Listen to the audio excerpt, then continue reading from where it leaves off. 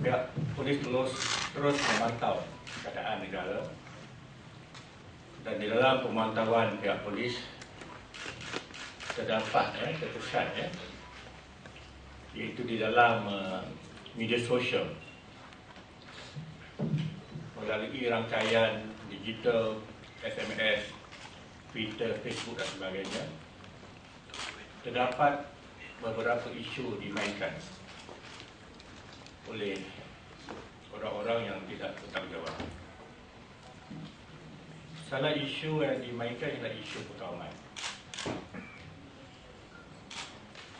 Isu perkawaman ini yang dimainkan dalam sosial media ini saya lihat sebagai satu bentuk hasutan, satu bentuk provokasi yang jika tidak dikawal boleh menimbulkan perasaan takut di kalangan orang ramai dan boleh mencetus huru-hara. Jadi berhentikan permainan ini. Berhentikan permainan ini. Jangan mana-mana orang mengambil kesempatan yang baik ini untuk menghuru-harakan keadaan negara kita. Isu perkawaman bukan situ yang boleh dimainkan. Ini boleh menimbulkan perasaan marah, emosi, dan saya tidak mahu perkara ini menjejas keteraman negara kita yang kita sedang menikmati sekarang. Pihak polis terus memantau keadaan ini dan kita tidak akan agak-agak untuk memburu dan menangkap mereka yang bertanggungjawab. Perkara ini boleh dikawal dan dihentikan. Saya nak bagi contoh isu yang dimakan semasa hari permohonan undi, iaitu tentang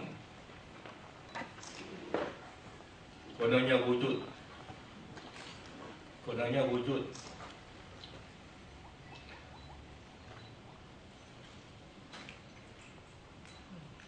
undi hantu akibat daripada kelemahan wujudnya undi hantu ni.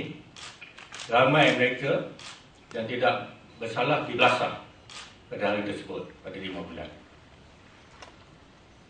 Sebagai contoh, di Selangor, satu bas yang bawa pekerja-pekerja Bangladesh, mereka ini bukan keluar untuk mudik, tetapi mereka keluar untuk pergi ke tempat kerja telah ditahan dan bas dibaling dengan batu.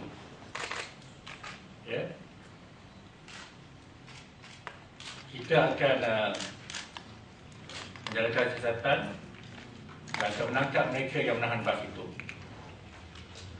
Kerana awal-awal saya katakan tidak ada kuasa bidang kuasa undang-undang untuk menahan kenderaan dan mengisi orang. Saya dah berkata berkali-kali bahawa awal tidak ada kuasa undang-undang untuk memeriksa orang lain atau menahan apa-apa kenderaan dalam negara kita. Begitu juga di Perak, di atas tuduhan tidak berasas undi hantu ini, hampir membangkitkan gusar di kalangan rakyat. Lepas telah dibaling dengan batu, mujur kerana polis bertindak cepat, kita dapat menteramkan keadaan. Dan 2-3 kes lagi di mana orang awam telah dibelasah oleh orang-orang tertentu. Sebagai contoh, seorang suami kepada seorang pegawai polis juga telah dibelasah. Wahal individu yang berkenaan adalah seorang warga Malaysia yang sah, tapi rupanya saja, rupa bentuknya saja macam Bangladesh, tapi dia warga Malaysia. Jadi ini yang saya bagi contoh, masih lagi dimainkan dalam sosial media isu-isu seperti ini. So, hentikan isu-isu ini, kerana isu ini saya anggapkan masih ada cubaan oleh pihak-pihak tidak bertanggungjawab untuk merosakkan keteraman yang kita capai setakat ini. Semua bentuk hasutan dan provokasi mestilah diberhentikan. Dan salah satu perkara lagi yang dihebohkan sekarang, saya lihat seolah-olah dinyatakan di pusat penjumlahan undi di Bentong, Pahang. Kononnya berlaku blackout. Tetapi apabila kita siasat kali ini tidak ada berlaku blackout.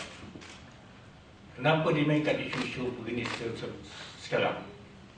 Tidak berlaku langsung apa-apa bentuk blackout di pusat penjumlahan undi di Bentong. Tapi dimainkan. Dan pihak yang buat tuduhan ini langsung tidak buat report polis. Jelas sekali. Pada saya ialah usaha-usaha. Usaha-usaha nak membangkitkan perasaan marah dan mainkan perasaan emosi penyokong-penyokong parti.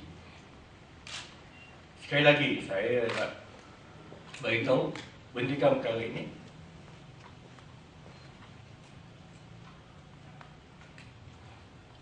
Satu lagi contoh yang saya nak ingatkan balik.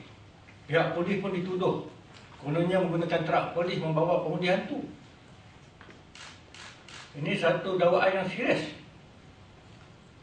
Gambar yang dimainkan, yang dimuatkan dalam YouTube itu bukan gambar sekarang. Kita pun tak tahu gambar mana dia ambil. Tunjuk kenderaan polis saja.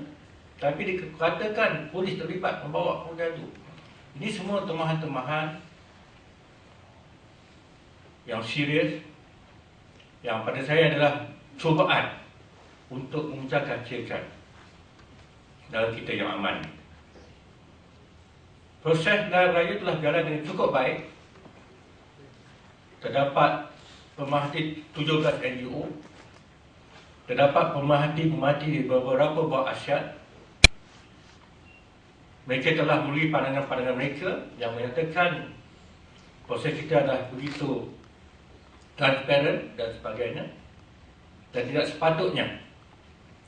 sepatutnya mana-mana orang dalam negara kita hari ini cuba nak mengubah wajah baik yang telah berlaku dalam negara kita ini. Sistem demokrasi kita telah dilaksanakan dengan baik. Rakyat telah membuat keputusan, terimalah keputusan ini dengan baik. Dan hingga hari ini di negeri-negeri tertentu, termasuklah di Kuala Lumpur semalam, ya, Yang Amat Berhormat Perdana Menteri telah diumumkan sebagai Perdana Menteri mengikut proses perundangan negara kita, mengikut perlembagaan negara kita. Pentaikan diumumkan oleh Yang dan Tuan Agong melalui proses. Jadi bagi peluang pada kerajaan yang dibentuk ini untuk menjalankan kewajipan harian mereka. Bagi peluang kerajaan yang dibentuk, sama ada kerajaan negeri atau kerajaan persekutuan, untuk mereka terus menjalankan tanggungjawab mereka. Yang Amat Berhormat Perdana Menteri sendiri telah pun membuat pernyataan semalam. Antara perkara yang akan diambil tindakan yang berkait tentang reconciliation, national reconciliation. Ini bermakna kerajaan akan respon kepada isu perkauman.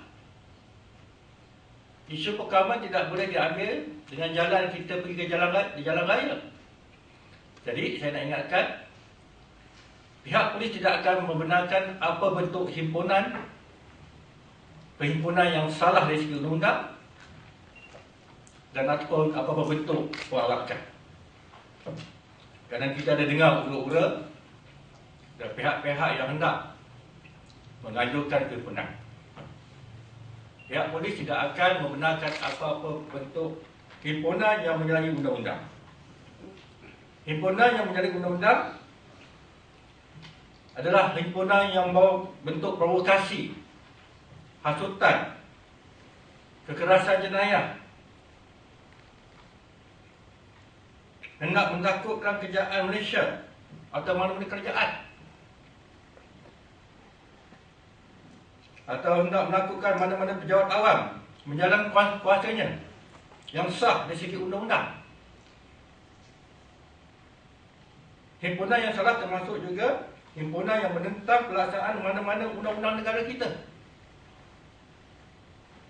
Himpunan yang salah dari segi undang-undang termasuk juga apa-apa bentuk khianat atau pencegahan jenayah atau lain kesalahan. So, saya minta orang ramai jangan terlibat langsung ataupun tidak langsung dengan apa-apa bentuk himpunan yang menyalahi undang-undang yang saya sebutkan tadi. Himpunan yang kita benarkan dalam ikut himpunan Akta Himpunan Aman 2012,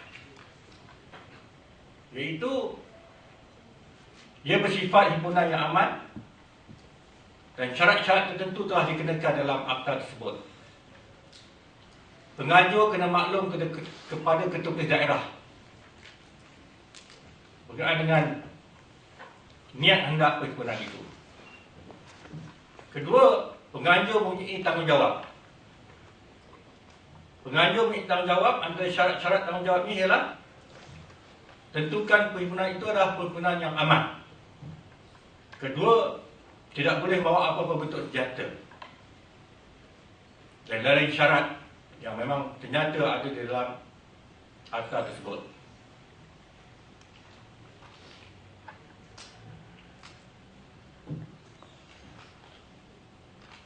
Ada soalan?